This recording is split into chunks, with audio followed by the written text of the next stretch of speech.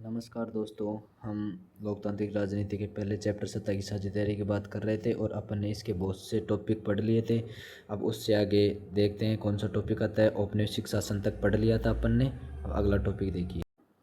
हमने औपनिवेशिक शासन की बात कर ली थी कि जब कोई शक्तिशाली किसी देश कमज़ोर देश को जीतकर उस पर अपना शासन स्थापित करता है तो इसे औपनिवेशिक शासन कहते हैं। उसके बाद अपना अगला टॉपिक आता है बेल्जियम की कुछ मुख्य बातें। बेल्जियम की कुछ मुख्य बातों में से पहली बात ये थी कि संविधान में इस बात का स्पष्ट प्रावधान किया गया है कि केंद्र सरकार में डच और फ्रेंच भाषी मंत्रियों की संख्या क्या रहेगी, हमेशा सेम रहेगी, समान रहेगी। ये बेल्जियम की सरकार ने संविधान में लिखा।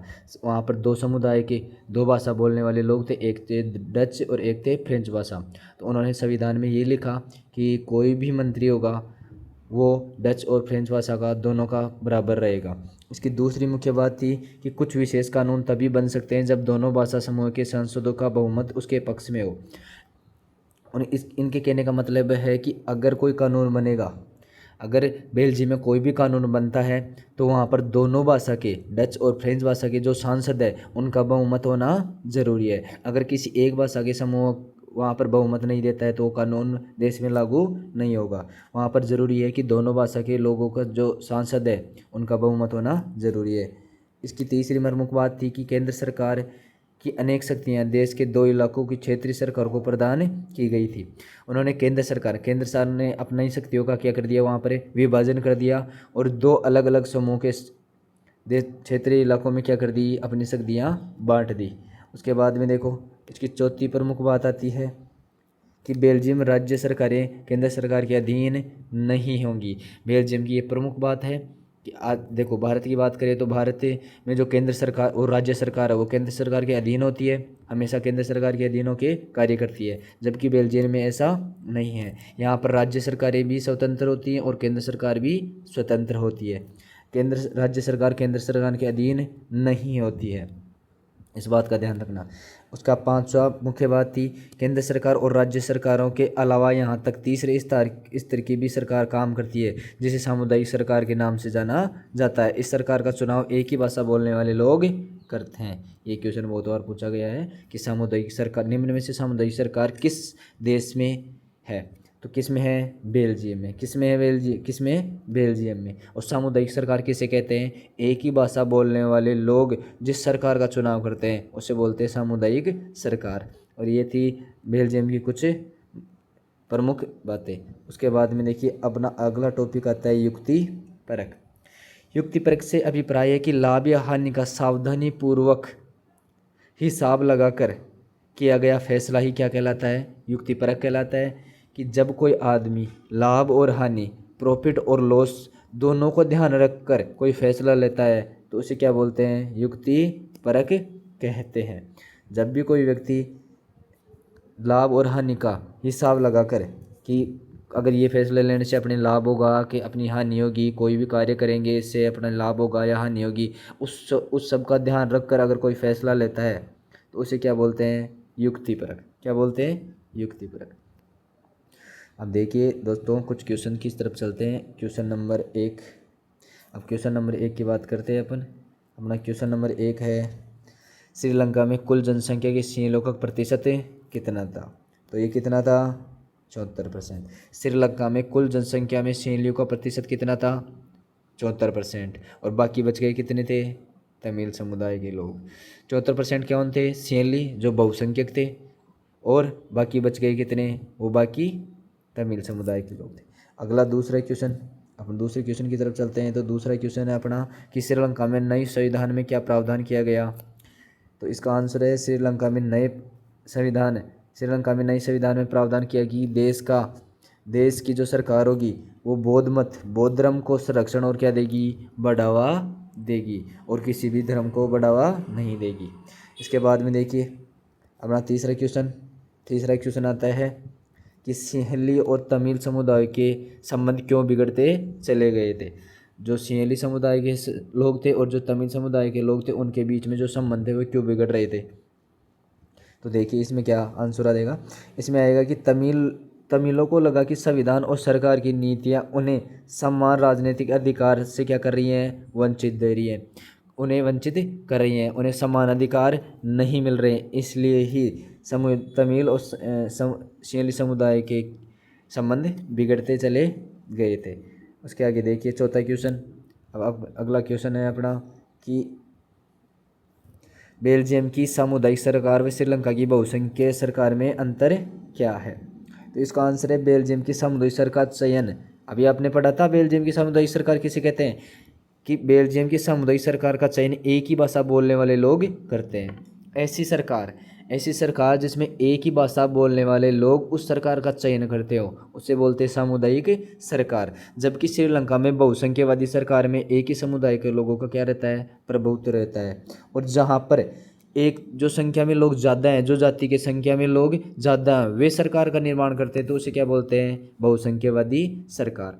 इसका सीधा सा अर्थ है कि एक भाषा बोलने वाले लोग जिस सरकार का निर्माण करते हैं उसे बोलते हैं सामुदायिक सरकार, और जो लोग संख्या में ज़्यादा होते हैं वो जिस सरकार का निर्माण करते हैं उसे बोलते हैं बहुसंख्यवादी सरकार। देखिए अब अगला क्वेश्चन की तरफ चलते हैं अपन। अगला क्वेश्चन है लोकतंत्र का बुनियादी सिद्धांत क्या है।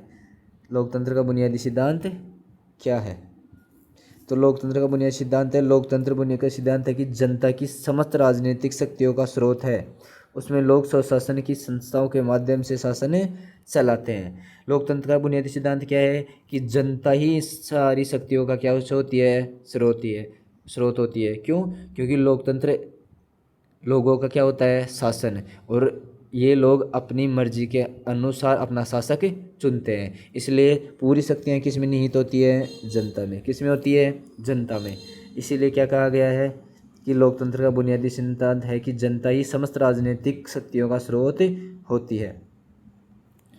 अगला क्वेश्चन देखिए। अगला क्वेश्चन आता है अपना कि बेल्जियम अपनी जातीय समस्याओं का हल किस प्रकार किया था। बेल्जियम में क्या चल रही थी, जातीय समस्या चल रही थी वहाँ पर, तो उन्होंने कैसे अपनी जातीय समस्या का समाधान किया। तो इसमें पॉइंट रूम में है कि एक तो क्या, अवसरों की समानता, सभी लोगों को क्या दिए गए, अवसर, समान अवसर दिए गए।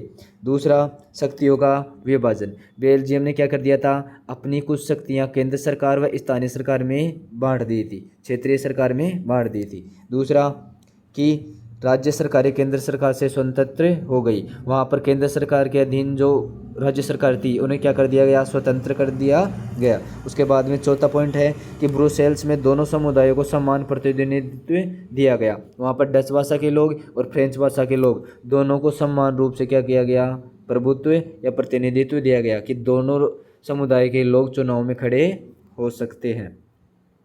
उसके बाद में देखिए अगला क्वेश्चन आता है कि बेल्जियम के दो प्रमुख समुदायों में आपस में संघर्ष के क्या कारण थे। बेल्जियम में दो समुदाय थे, फ्रेंच भाषाई और डच भाषाई। उनके बीच में जो संघर्ष हुए वो क्यों हुए थे, इसके प्रमुख कारण क्या है।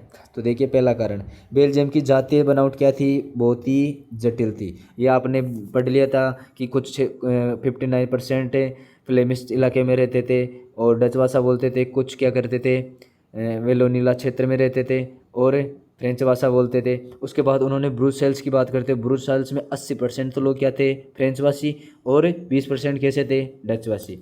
तो वहाँ की जो जातीय बनावट की थी बहुत ही जटिल थी। बेल्जियम में फ्रेंच भाषी लोग क्या थे, अल्पसंख्यक, यानी कि समूह अधिक धनी था। क्षेत्रों कम लेकिन पैसों में क्या थे, बहुत ही अधिक धनी थे और शक्तिशाली थे। तीसरा क्या कारण था उनके संघर्ष का, कि आर्थिक एवं शिक्षा के विकास के प्रश्न को लेकर डच भाषाई समूह ने फ्रेंच भाषाई समूह का विरोध किया। वो बोलते थे कि हम पैसों से भी कमज़ोर हैं और हमें शिक्षा भी नहीं दी जा रही। इसको लेकर डच भाषा के लोगों ने क्या कर दिया, वहाँ पर विरोध किया। चौथा पॉइंट क्या है, चौथा संघर्ष के क्या कारण था। चौथा कारण देखिए, बेल्जियम देश की कुल जनसंख्या कहाँ रहती है, जनसंख्या का 59% भाग फ्लेमिश क्षेत्र में रहता था और डच भाषा बोलता था। 40% लोग वेनोला क्षेत्र में रहते थे और फ्रेंच भाषा बोलते थे। ऐसे ही देखिए, शेष 1% लोग जर्मन भाषा बोलते थे, जबकि देश की राजधानी ब्रुसेल्स में 80% जनता कैसी क्या भाषा बोलती थी, फ्रेंच भाषा, और 20% जनता क्या बोलती थी, डच भाषा बोलती थी। और यही वहाँ के संघर्ष के क्या कारण थे, कारण यही थे। उसके बाद देख लिए अगला टॉपिक है अपना कि सत्ता के क्षैतिज वितरण और ऊर्ध्वाधर वितरण में क्या अंतर है। अपने पढ़ लिया था क्षैतिज वितरण किसे कहते हैं, ऊर्ध्वाधर वितरण कैसे कहते हैं। तो इसका पहला अंतर देखिए, पहला अंतर है सत्ता के क्षैतिज वितरण में सरकार के विभिन्न अंगों के बीच सत्ता का क्या होता है, बंटवारा होता है। ऐसा बंटवारा शक्तियों का वह विभाजन जो किसके मध्य किया जाए, सरकार के अंगों के मध्य किया जाए। और अंग कौन कौन से हैं, व्यवस्थापिका या विधायिका, कार्यपालिका और न्यायपालिका। अगर इनके मध्य शक्तियों का बंटवारा किया जाता है तो इसे बोलते हैं क्षैतिज वितरण। क्या बोलते हैं, क्षैतिज वितरण। जबकि ऊर्ध्वाधर वितरण में सरकार के विभिन्न स्तरों के मध्य क्या किया जाता है, सरकार का शक्तियों का बंटवारा किया जाता है। उस स्तरों के मध्य, अगर स्तरों के मध्य शक्तियों का बंटवारा है तो ऊर्ध्वाधर वितरण, और सरकार के अंगों के मध्य अगर शक्तियों का बंटवारा हो रहा है तो उसे बोलते हैं क्षैतिज वितरण। स्तर कौन कौन से होते हैं, केंद्र सरकार, राज्य सरकार और स्थानीय सरकार। ये बात मेरे हिसाब से आपको समझ में आ गई होगी। अब देखो दूसरा अंतर क्या है। दूसरा अंतर इनमें क्षैतिज वितरण में सरकार के विभिन्न अंग एक ही स्तर पर रहकर अपनी अपनी शक्तियों का उपयोग करते हैं, जबकि सत्ता के ऊर्ध्वाधर वितरण में उच्चतर व निम्न स्तर की सरकारें होती हैं। क्षैतिज वितरण में क्या करते हैं, सरकार विभिन्न अंग एक ही स्तर पर रहते हैं और अपनी शक्तियों का क्या करते हैं, उपयोग। जैसे कार्य व्यवस्थापिका क्या करती है, कानून बनाती है, कार्यपालिका उनको लागू करती है, जबकि न्यायपालिका उनकी रक्षा करती है। लेकिन ऊर्ध्वाधर वितरण में कभी तो क्या होती है, केंद्र सरकार क्या होती है, अधिक शक्तिशाली, जबकि राज्य सरकार उससे कम शक्तिशाली और स्थानीय सरकार सबसे कम शक्तिशाली होती है। तो वहाँ पर अलग अलग प्रकार की शक्तियाँ पाई जाती हैं। उसके बाद में देखिए, उसके बाद में है अपना तीसरा कारण।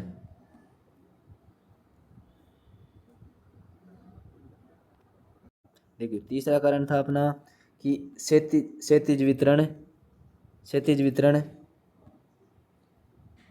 वितरण में भारत में कार्यपालिका संसद के अधीन कार्यरत होती है, जबकि न्यायपालिका की नियुक्ति कार्यपालिका ही करती है। पर न्यायपालिका ही कार्यपालिका पर और व्यवस्थापिका द्वारा बनाए गए कानून पर क्या करती है, नियंत्रण रखती है या अंकुश रखती है। इस व्यवस्था का नियंत्रण व संतुलन की व्यवस्था भी कहते हैं। जबकि ऊर्ध्वाधर वितरण में भारत के संपूर्ण देश की सरकारें केंद्र सरकार कहते हैं, राज्य सरकार के स्तरों को राज्य सरकार कहते हैं और स्थानीय क्षेत्र की सरकारों को स्थानीय सरकार कहते हैं। ये क्या थे आपका ये पहला चैप्टर का ये पूरा टॉपिक हो गया आपका। ये आपने देख लिया होगा किस प्रकार आपने पढ़ा, समझ में आया होगा मेरे हिसाब से। उम्मीद करता हूँ आपको पूरा लेसन समझ में आया होगा। ये आप नोट्स उतारते रहिए और कल आपके लिए इस चैप्टर के MCQ क्वेश्चन भी लेकर आएंगे। धन्यवाद।